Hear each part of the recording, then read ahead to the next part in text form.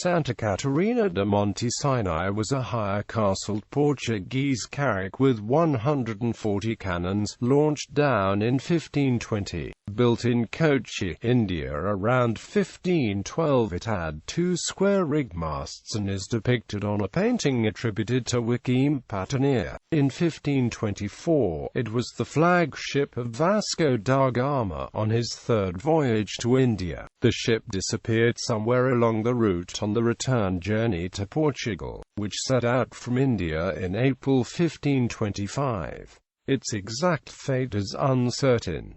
According to one rumor, Luis de Menezes, the dismissed captain of the Indian Naval Patrol and brother of the disgraced Governor Duarte de Menezes, engineered a mutiny and seized control of the ship, setting off with it for a career of piracy in the Indian Ocean. Another rumor relates that it was seized by French corsairs somewhere on the final Atlantic stretch between the Cape of Good Hope and continental Portugal. Reports of the loss. The report of French seizure, which, if true, would be only the second time a Portuguese India ship was captured by enemy action, was given by the 16th-century chronicler Gaspar Correa and also the 16th-century chronicler Francisco de Andrade. Both Correa and Andrade state that Luis de Menezes went on the Santa Catarina de Monte Sinai, and his brother, the ex-governor Duarte de Menezes,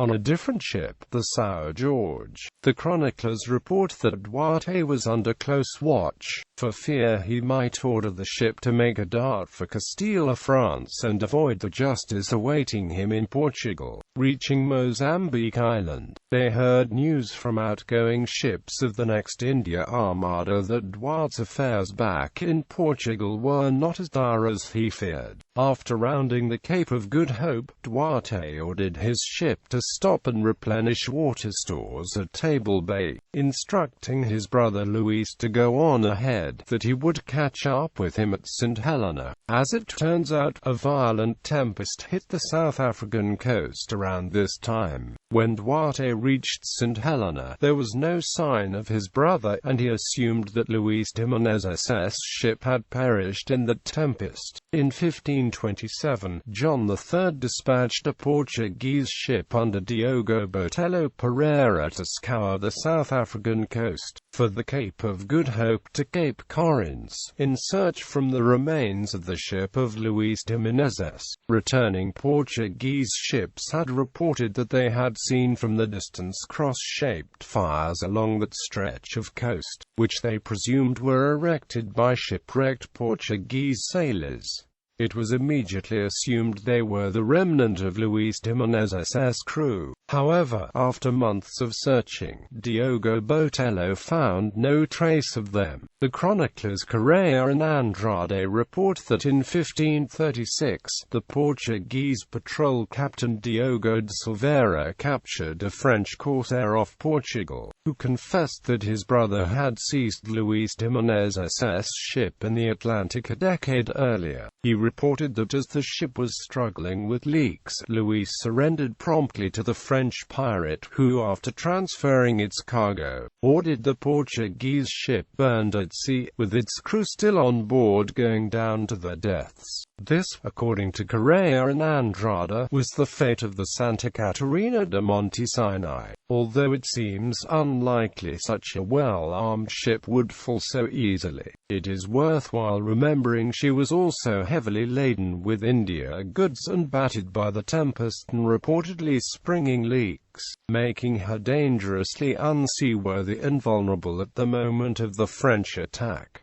This may explain why Luis surrendered her without a fight. However, it is also possible that an error was made in the chronicles and the positions were reversed, that the outgoing governor Duarte went on the larger Santa Catarina, his brother Luis on the S. George. In this case, it was the S. George that was captured by the French, and the Santa Catarina sailed on. Correa reports that the first port of call of Duarte's ship was at Faro. While docked there, Duarte got wind of the king's sour mood and the fate that awaited him in Lisbon. so he smuggled the greater part of his private treasure off the ship into the care of a female cousin in Pharaoh. Duarte subsequently seized control of the ship and, over the protests of the officers, forced them to drop him in Sasibra. That evening, while the ship was anchored off Sasibra, a gale arose and the ship was thrown and smashed on the shore. All the treasure it was carrying was lost.